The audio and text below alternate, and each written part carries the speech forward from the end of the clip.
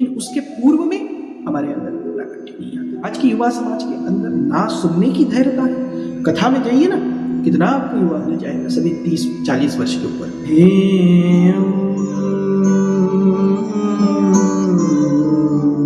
सदा परिभवद्भिर्थास्पदं शिवविरिन्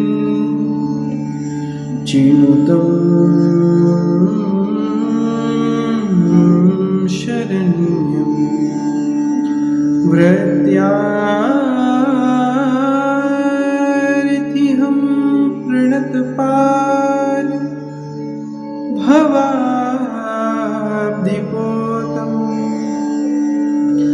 वन्दे महापुरुषो ते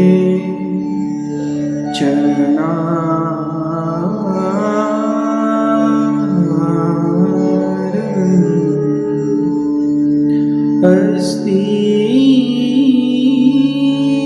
स्वस्तरुणीकराग्रविगलत् कल्पप्रसूनाकृतं वस्तु प्रस्तुतवेणुनादलहरी निर्व्याकुल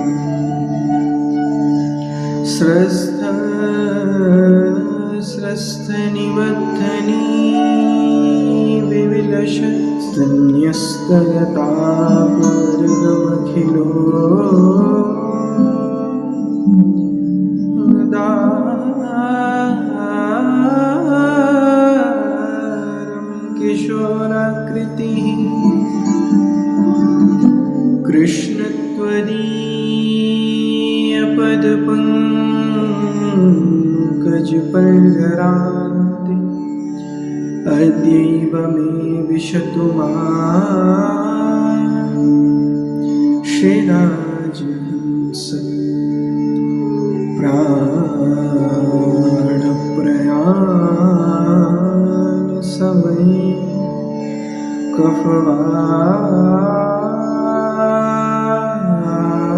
कफवातपित्ते कण्ठावरोधनविधो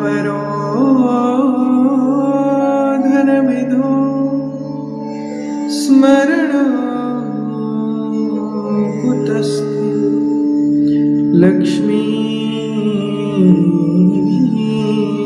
लक्ष्मीनाथ समारम्भा नाथया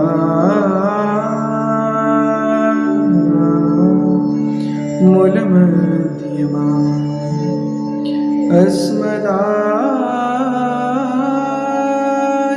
अस्मदाचार्यपर्यन्ता वन्दे गुरुपरम्परा। जय जय श्री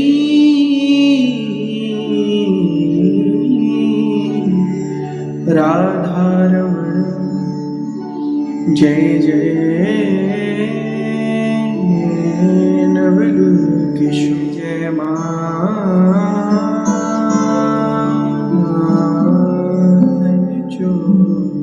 परम मंगलमय परंपरात्पर अखिलेश्वर अकारण करुणावरुणालय भक्तवांछा कल्पतरु तड़िद्विद्विनिंदित पीताम्बरधारी श्री बालकृष्ण लाल की, श्री गिरिधर लाल जी की, श्री गोवर्धन नाथ जी की, श्री राधा रमन जी की बांगमयी, वाणीमयी एवं शब्दमयी विग्रह श्रीमद् भागवत जी को बारंबार प्रणाम एवं आप सभी श्रोता भाई बंधु मातृशक्ति बालक आप सभी को खूब खूब मेरा जय श्री कृष्ण, जय सिया राम।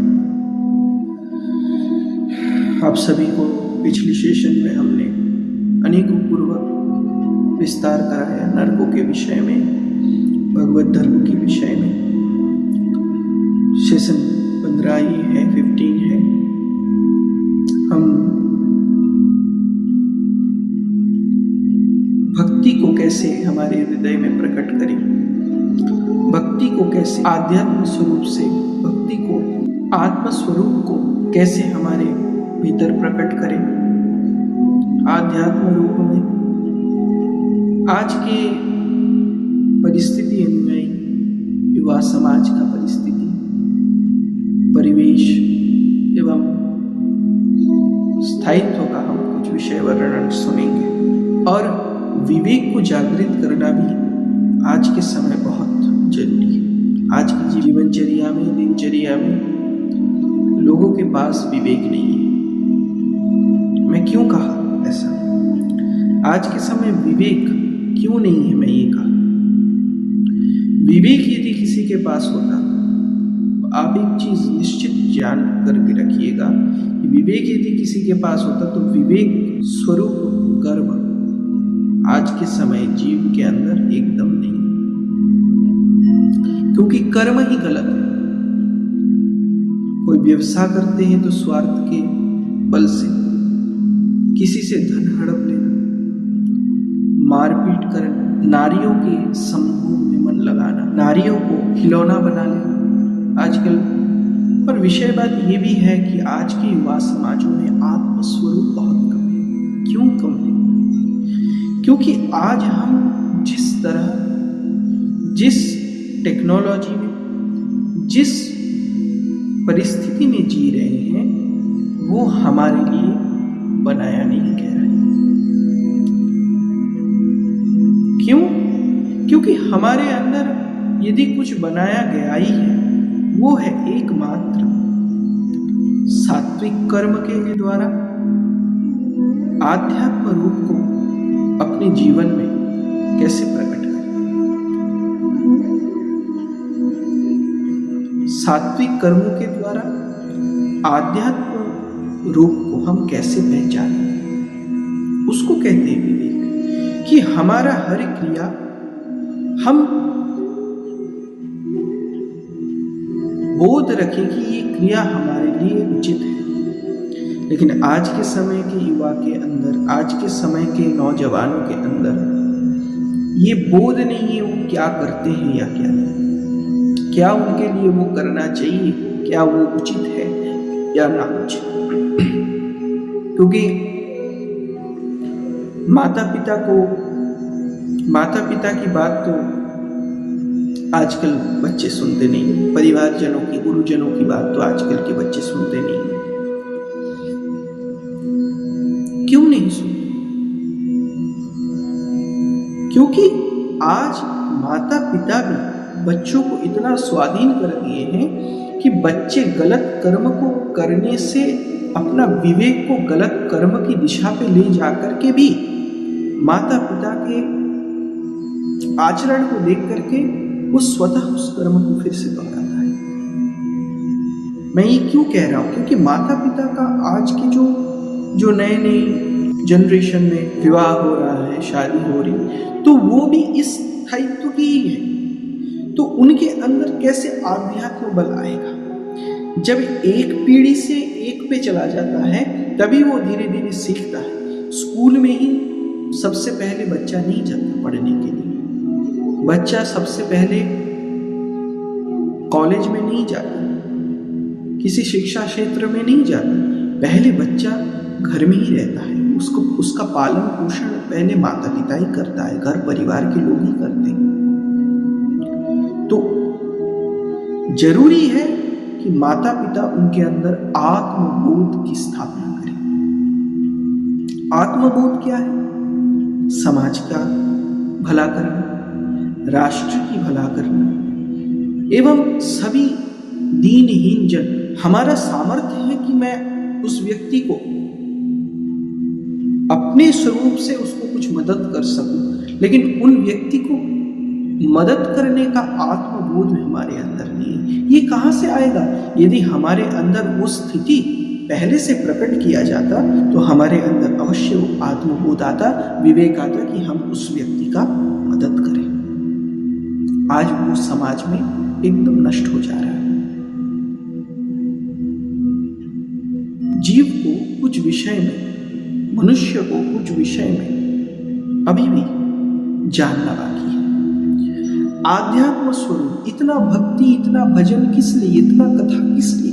हमारे तो विवेक जागृत करने के लिए इतनी कथा, इतनी भागवत जी है। इतनी पुराने क्यों, इतनी वेद क्यों? कि हम अपने विवेक को स्थायित्व रख करके, अपने विवेक को अपने चेतना में ला करके, चैतन्य रूप में ला करके उसका प्रभाव कर्म के द्वारा हम करें। लेकिन आज के नौजवान युवा सोचते कि हम फोन से जो कर रहे हैं, फोन में लगे पड़े हैं, हम एक स्त्री का संग कर रहे हैं, रील्स बना रहे हैं, घूम रहे हैं, मस्ती कर रहे हैं, नशा कर रहे हैं, मांस खा रहे हैं, ये सब कुछ जितने पापाचारी क्रिया हैं ये हम सीख रहे हैं, हम मातम मचा रहे हैं सभी जगह पर, ये वो प्रकट स्वरूप में सही समझ रहे हैं। लेकिन बंधुओं, मैं सभी युवाओं को ये कहना चाहता हूं, ये सही नहीं है, कभी भी ये सही नहीं है। क्यों सही नहीं है? क्योंकि ये आपका मार्ग गलत है। मनुष्य का ये आचरण मनुष्य के लिए नहीं है। आज के समय में जो आचरण मनुष्य करते हैं वो मनुष्य का आचरण नहीं, वो राक्षस का आचरण है, आसुरी चीजों का आचरण है, असुर का आचरण है।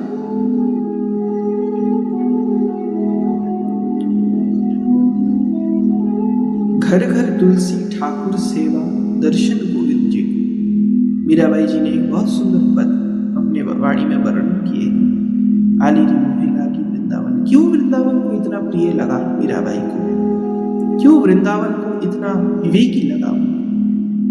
क्योंकि वृंदावन में स्वयं अविनाशी अव्यक्त परमात्मा श्री ठाकुर जी, श्री राधा रानी वहां लीला करके गए। लेकिन हम तो जानते हैं कि वहां, वैसे तो वृंदावन में आजकल बहुत युवा जाते हैं, दर्शन करते हैं सब, लेकिन वृंदावन से घूम आकर के भी वृंदावन का जो प्रकट रूप है उसको समझ नहीं पाते, उसको समझ नहीं पाते। क्यों?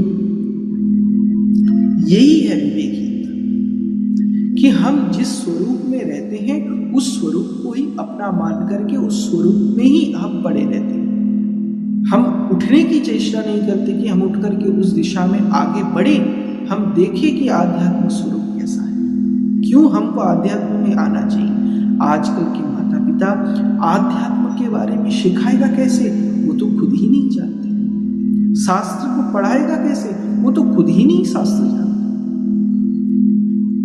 हमारे हिंदुत्व में एक सबसे बड़ी भूल है कि हम बच्चों को छोटे से ना शास्त्र पढ़ाते हैं, ना संत जनों के संग में रखते हैं। और आजकल के संत भक्त कथावाचक वैष्णव जन भी ऐसे हो गए कि मॉडर्न दुनिया में जीते जीते मॉडर्निटी उनके अंदर हो चुका है। ना किसी से मिलते हैं, ना किसी से संपर्क रखते हैं, ना किसी बाहरी स्वरूप के व्यक्तित्व से बात करते हैं। कथा करते हैं तो बड़ी गाड़ी में घूमे, फिर कथा की, फिर गाड़ी में बैठ करके अपने रूम में चल दिए, फिर अगले दिन।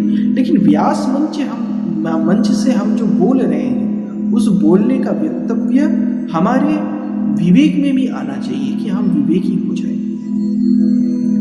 व्यास किस लिए है? व्यास को किस लिए स्थापित किया गया है? ठाकुर जी के द्वारा, भगवान जी के द्वारा।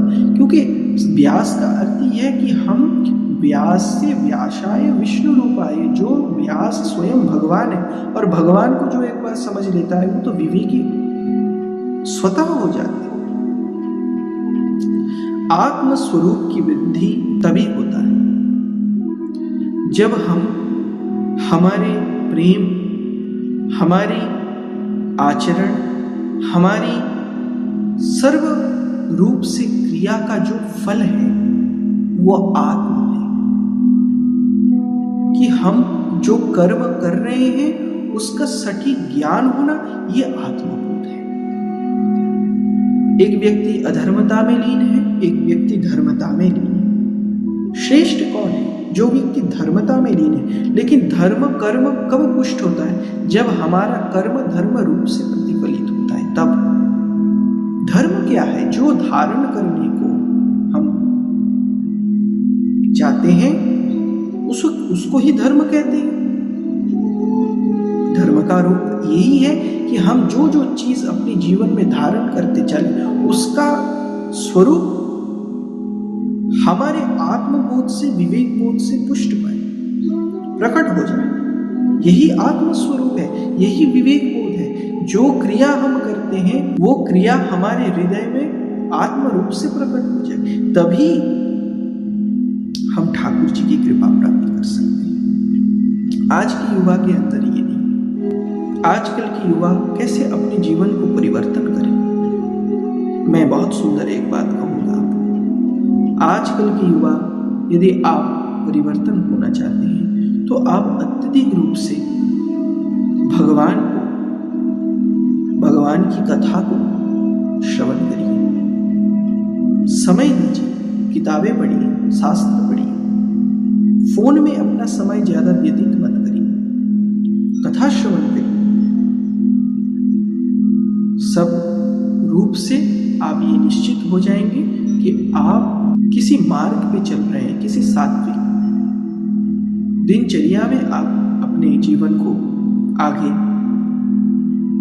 प्रेरित कर रहे हैं। जब आध्यात्म रूप से आप चलेंगे, जब आप सात्विक हो जाइए, जीवन को आप सात्विक रखिए, देखिएगा कोई डिप्रेशन, कोई चिंता। और विषय बात है, आजकल की युवा के अंदर डिप्रेशन इतना क्यों है? क्योंकि वो आज के समाज को इतना एडवांस के तौर पे ले चुके हैं, इतना टेक्नोलॉजी के रूप में ले चुके हैं कि हम टेक्नोलॉजी, हम मशीन के अलावा कुछ कर ही नहीं सकते। हमारे अंदर वो सामर्थ्यता ही खत्म हो चुका है। क्यों हो गई? हम खुद से करें, खुद से शास्त्र पढ़ें, खुद से किताबें पढ़ें। कितनी अच्छी अच्छी किताबें हैं। हम फोन में ना अपने समय को व्यतीत करके, हम रील्स में अपने समय को ना व्यतीत करके, आलतू फालतू चीज़ों में हम भगवान की कथा सुने, भगवान की रील्स सुने। जो प्रभु की चर्चा में हमको आचार्य जन कह रहे हैं, गुरुजन कह रहे हैं, उनकी रील्स हम देखें। हम अपने दिनचर्या को नारी के तौर पे व्यतीत करें। नारी का अर्थ क्या है? वो नारी का अर्थ होता है माया। किसी नारी जब आपके जीवन में प्रवेश करता है तो नारी का अर्थ हो जाता है, स्त्री का अर्थ हो जाता है कि वो आपके मार्ग को भटकाएगा। क्यों? क्योंकि नारी के अंदर काम स्वरूप होता है। लेकिन वो नारी जो धर्मपरायण, जो अपने सहायक जन की ध्यान रखता, जो नारी अपने सहायक जन को, जो नारी अपने जीवन चरित्र को धर्म रूप से प्रतिस्थापित करते हैं, वो नारी का स्वरूप अलग होता है। उससे काम वासना का प्रकट नहीं होता। लेकिन आज की स्थिति ये है युवाओं के अंदर कि वो हर समय नारियों के संभोग दृष्टि, नारियों के कपड़े। और आजकल स्त्रियों को मैं ये बात कहना चाहता हूँ, नारियों को, छोटे छोटे बच्चों को भी ये बात कहना चाहता हूँ, बच्चों के घर परिवार के लोगों को भी ये बात कहना चाहता हूँ कि आप बच्चों को ऐसा पोशाक मत पहनाइए जिस पोशाक में समाज में उनको खराब होना चाहिए। समाज क्यों बनाया गया है कि हम अपने आचरण को सात्विक रख करके, अपना सर ऊंचा करके हम जी सकें। पोशाक पहनना गलत नहीं है बंधुओं, लेकिन पोशाक को संपूर्ण रूप गलत तरीके से अपने ऊपर धारण करना गलत है। पोशाक तो आप ढके हुए भी पहन सकते हैं, खुला हुआ पहनने का कोई आवश्यकता ही नहीं। आजकल तो सोशल मीडिया यही चल रहा है। सोशल मीडिया में क्या चल रहा है? सोशल मीडिया में आप यदि देखें तो सोशल मीडिया आज यदि आप नंगा पुंगा ना घूमे तो आपको लाइक नहीं करेगा। वैसे भी हम जो बात कहते हैं इतने लोगों के पास पहुंचता है, हमारा कोई बात सुनता भी है, मुझे पता नहीं, लेकिन फिर भी हम बोलते हैं कि समाज में जीवों का परिवर्तन हो, मनुष्य परिवर्तन, विवेकी सभी आत्म रूप से प्रतिष्ठा। कितना श्लोक कहें, कितना वक्तव्य रखें। श्लोक बोलते रहेंगे, एक कान से सुनते हैं, एक कान से निकाल देते हैं। श्लोक की महिमा हम कहेंगे, इसलिए आत्मबोध को जानना बहुत आवश्यकता है। हम क्यों किसी लिए सेशन को शुरू किए, हम किसी लिए सेशन को हम इसलिए इस सेशन को रखते हैं कि हमारे सेशन के स्वरूप से जो जो बात यहाँ बताई जाती है वो एक एक प्रकार से आपके जीवन चरित्र में, जीवनचर्या में, दिनचर्या में, आचरण रूप में प्रकट हो जाए, स्थित हो जाए। इसके लिए इसलिए पहली बात विवेक होना है। तो आपको अपने चरित्र को, आप अपने आत्मरूप को परिवारजनों की, गुरुजनों की बात मानिए।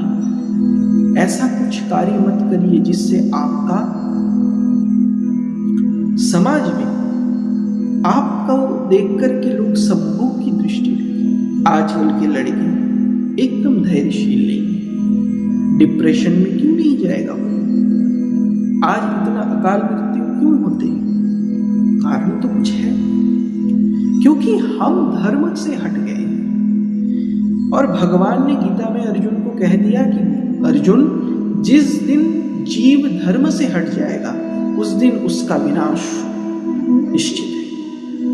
जो जीव अपने धर्मपरायण रूप से, विवेकी रूप से, आत्मस्वरूप से अपने जीवन को प्रेरित करता है, अपने जीवन की हर स्थिति को अपने विवेक से चयन करता है, उस जीव का, उस मनुष्य का स्वरूप समाज में बहुत बड़ा है। ज्ञान विद्या बल विद्या आयु विद्या तथैव च एते सर्वयपि ज्ञान विद्याश्च किंकरा। कोई ज्ञान में बड़ा है, कोई बल में बड़ा है, कोई आयु में बड़ा है, लेकिन बड़ा तो वो है जिसके अंदर विवेक हो, जिसके अंदर भगवान की स्वरूप की, आध्यात्म रूप का प्रतिस्थापन हो, जिसके अंदर प्रकट रूप में आत्मबोध, आत्म का ज्ञान, खुद का ज्ञान हो, मैं कौन हूं, मैं क्या। आजकल के मनुष्य के अंदर अपना ध्यान नहीं। आजकल के मनुष्य के अंदर यदि कुछ ध्यान है तो दूसरों, खुद क्या गलत करते हैं ये हम नहीं देखते, हम कितना सत्य बोलते हैं ये हम नहीं देखते, हम कितना झूठ बोलते हैं ये हम नहीं देखते, हम अपने दिनचर्या में कितना आगे बढ़ते हैं ये नहीं देखते।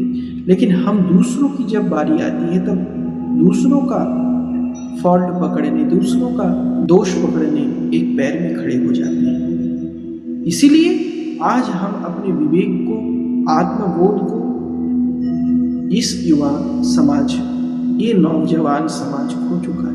देखिए आज की युवा समाज, आज के हमारे देश में जो रक्षा करता है, जो हमारे देश को जो रक्षा करते हैं, आर्मी के लोग, सभी के लोग, वो जानते हैं अपने आत्मस्वरूप को, इसलिए राष्ट्र की सेवा में, देश की सेवा में अपने आप को न्यौछावर कर देते हैं। लेकिन भीतर के लोग, देश के लोग ये समझते हैं कि हम अपने जीवन में जैसे पापा, देखिए पृथ्वी को इतने बड़े बड़े बिल्डिंग, यान, गाड़ियां, विमाने, इतनी मल्टीप्लेक्स कंपनी का जो इतना बड़ा बड़ा बिल्डिंग है, इतनी गाड़ियां हैं, उससे भार नहीं है पृथ्वी का। पृथ्वी का बंधुओं यदि कुछ भार है तो मिथ्याचार का, पापाचार का, विवेक को खो देना, ये हमारे अंदर आज बोध नहीं, आत्मज्ञान नहीं। इसके लिए तो आज हम सबसे दुखी हैं।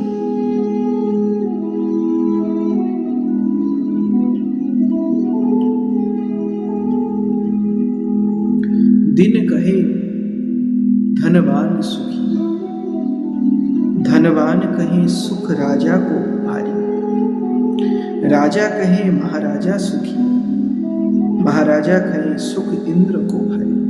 तुलसीदास विचार कहे हरि भजन बिना सब जीव दुखारी।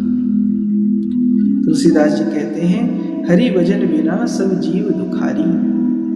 अरे हे जीव, हरि का भजन करो, आत्मरूप तो ऐसे ही आ जाएगा, विवेक तो ऐसे ही जाएगा। तो मूल में प्रभु है। मूल का अर्थ क्या है? वो है परमात्मा। फालतू की बातें बोल करके समय व्यर्थ करके कोई फायदा नहीं। यदि युवा समाज को आज को प्रेरणा प्राप्त करना है तो प्रभु में लग जाइए, ठाकुर जी का नाम करिए, श्री राधा रानी का नाम लीजिए, उससे ही आपका मंगल हो जाएगा। विवेक की आवश्यकता नहीं, ठाकुर जी का नाम ही आपकी विवेक की सामर्थ्यता रखता है, विवेक को प्राकट्य कर सकता है। ठाकुर जी का नाम यही आत्मस्वरूप है, यही प्रभु की कृपा है। इसलिए सभी को कृपा नहीं प्राप्त होती, तिलक लगाने का सौभाग्य सभी को प्राप्त नहीं होता, धोती पहनने की सौभाग्य सबको नहीं प्राप्त होता, व्यासपीठ सबको नहीं प्राप्त होता। आज हम आपको बता रहे हैं, हमारी जगह पे कोई और आकर के बताएगा, लेकिन हम जो बता के जा रहे हैं आज, लिख करके जा रहे हैं आज, भविष्य में ऐसा दिन आएगा किस दिन हमारा ये जो वाणी, ये जो हम भगवत रूप से आपको ये वाणी बोलते आए, ये सभी सुन करके कहेगा कि नहीं, हम जो विषय कहते आ रहे हैं, सुनते आ रहे हैं, ये सब बनी बनाई असली है सिर्फ प्रभु। श्री स्वामी हरिदास जी महाराज एक विषय कहते हैं कि प्रथम आहुति आगे हो रही है तरह न तैसे, कि बिहारी जी ठाकुर जी तो पहले भी थे, ठाकुर जी तो आज भी है, ठाकुर जी तो भविष्य में भी रहेंगे, लेकिन हम नहीं रहेंगे। हम तो उनके हैं, उनके पास से आए हैं, गर्भ में भी नरक भोग के आए हैं, फिर जब हम यहाँ पे माया के रचना में पड़ जाते हैं, फिर यहाँ की माया के आसक्ति में पड़ करके हम जब कर्म करते हैं तो हम क्या करते हैं? पाप ही तो करते हैं, अधर्म ही तो करते हैं, फिर से नरक। तो हमारा जीवन कहाँ से स्थित हुआ? यदि हमको इससे बचना है, माया मोह के जाल जंजाल से बचना है, तो ठाकुर जी का स्मरण, आत्मबोध की चिंता में आना पड़ेगा, विवेक में आना पड़ेगा, साफ सफाई रखना पड़ेगा हमारे जीवन में, तभी ठाकुर जी की कृपा आपके ऊपर हो सकता है। जीवन में यदि आप अपने आत्म रूप को भगवान पे समर्पित कर देंगे, जैसे नवधा भक्ति में अंतिम जो चरण आता है वो क्या है? आत्मनिवेदन। वो स्थिति हमारे अंदर तभी प्रकट होती है जब हम विवेक को जानते हैं, लेकिन उसके पूर्व में हमारे अंदर प्राकट्य नहीं आता।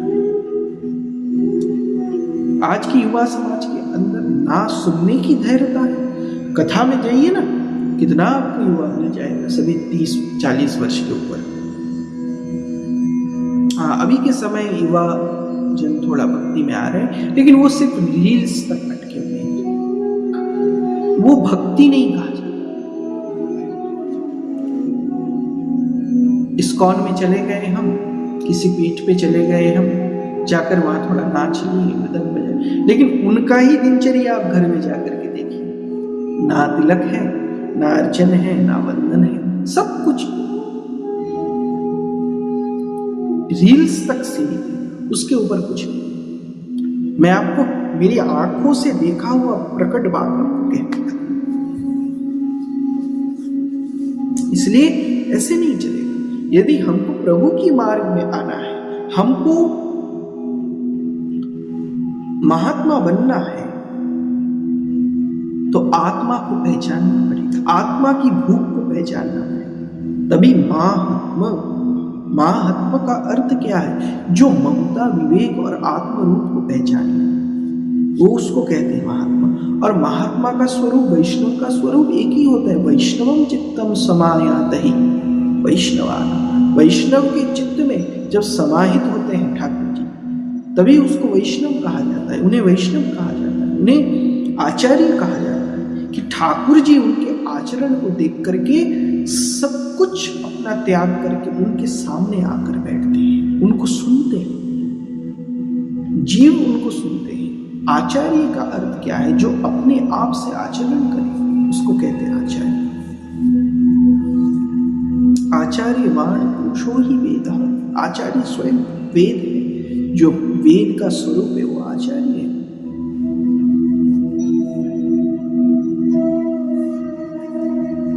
तो हमारा जीवन शैली, हमारी हर क्रियाएं तभी हम प्रेरित कर पाएंगे, अपने मार्ग को प्रशस्त कर पाएंगे, जब हम अपने जीवन में संपूर्ण रूप विवेकी हैं। आज के नौजवान के अंदर विवेक बोध क्यों नहीं है? आज के नौजवान के अंदर विवेक बोध इसीलिए नहीं है कि वो कभी भी अपने आप को जानने की ही कोशिश नहीं किया। आज की शिक्षा, कॉलेज की शिक्षा, अनेकों प्रकार के ऑनलाइन विद्या से हम अपने भारतवर्ष की संस्कृति, भारतवर्ष की आध्यात्म, भारतवर्ष का स्वरूप, शिक्षा सब भूल गए हैं। बंधु, सब कुछ भूल चुके हैं। भारत कर्म प्रधान देश है, यहाँ पर यज्ञ का फल है, यहाँ पर तप का फल है, यहाँ भजन का फल है, जो बाहर देश में नहीं है। इसलिए सभी को हम यही निवेदन करना चाहते हैं, आज के युवा समाज को, आज की न्यू जनरेशन यूथ को, कि आप अपने आत्म रूप को पहले पहचानिए। वो कैसे पहचानेंगे? वो आप अपने स्वरूप से ही पहचानेंगे। अपने स्वरूप से तभी पहचान पाएंगे जब आप आध्यात्म को सुनेंगे, ठाकुर जी की कथा को सुनेंगे। पता नहीं हमारी बात कितनों पे जाएगा। हम इसके लिए कहते हैं कि आज के युवाओं को देखने की आवश्यकता नहीं, आज की युवाओं को करने की आवश्यकता नहीं, आज की युवाओं को बहुत सुनने की आवश्यकता है, समझने की आवश्यकता है। क्योंकि आज के युवाओं के अंदर करने की सामर्थ्यता तो है नहीं, सुनने की भी सामर्थ्यता नहीं और देखने की भी सामर्थ्यता नहीं, तो कहां से कुछ हो? इसलिए हमको अधिकतम अधिक सुनना है, करने का प्रयास तब करना है हम जब हम सुन करके अपने चित्त को शुद्ध करें, अपनी जीवनचर्या परिवर्तित करें, अपने विवेक बोध को पहचानें कि हमारा कार्य सिर्फ सांसारिक मोह माया में नहीं है, हमारा कार्य सिर्फ व्यसनों में नहीं है, हमारा कार्य सिर्फ आपत्ति विपत्ति में नहीं है, हमारा कार्य सिर्फ प्रपंच में नहीं है, हमारा कार्य तो ठाकुर जी की सेवा में है, जीवों की सेवा में है, मनुष्य की सेवा में, मानव की सेवा में है। तब हम समझेंगे पहले स्तर को कि हमको जाना है तो केवल प्रभु की मार्ग में जाना है, क्योंकि ठाकुर जी के अलावा आनंद प्राप्त करने की वस्तु कोई कुछ है ही नहीं संसार में। ठाकुर ही चिदानंद है, ठाकुर ही आनंद है, चित्त तो ठाकुर है, ज्ञान ठाकुर जी है और आनंद भी ठाकुर जी है और सत्य भी ठाकुर जी है।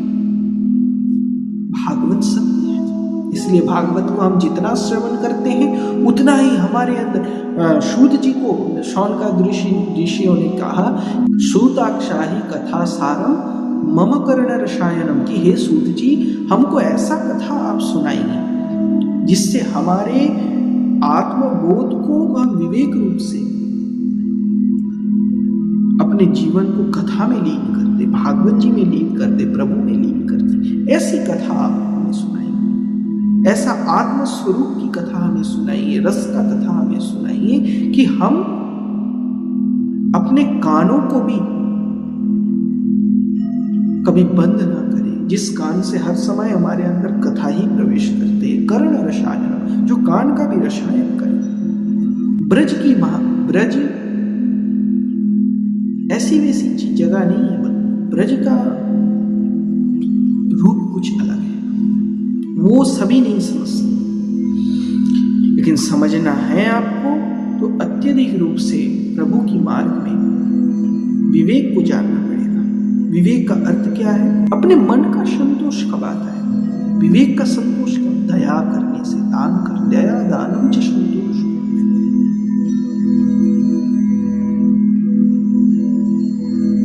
गुरु की कृपा, ठाकुर जी की कृपा है, गुरु ही हमें विवेक की बोध दिला सकता है।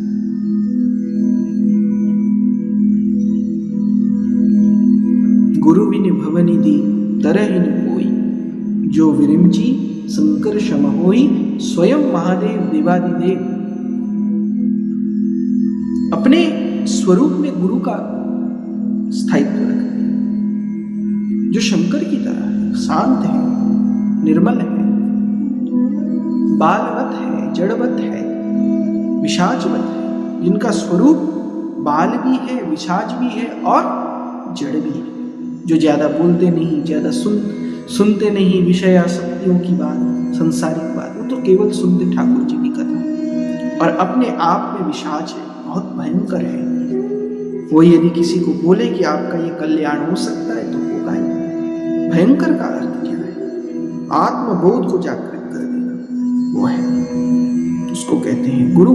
इसलिए अपने विवेक को पहचानना हो तो अब अपने आप को पहले पहचानना पड़ेगा कि हम कौन हैं, हम किस लिए इस पृथ्वी पे आए हैं।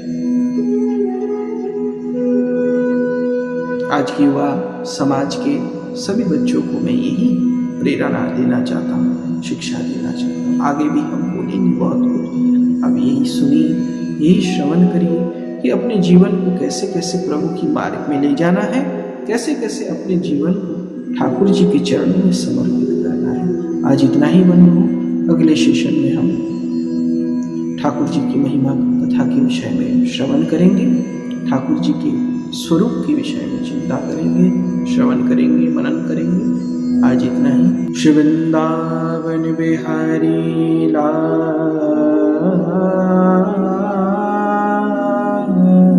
की, भागवत महापुराण की, आज की कथा की, सब संतन की, सब वैष्णव की। जय जय श्री राधे, जय जय श्री राधे, जय जय श्री राधे। द्वारिका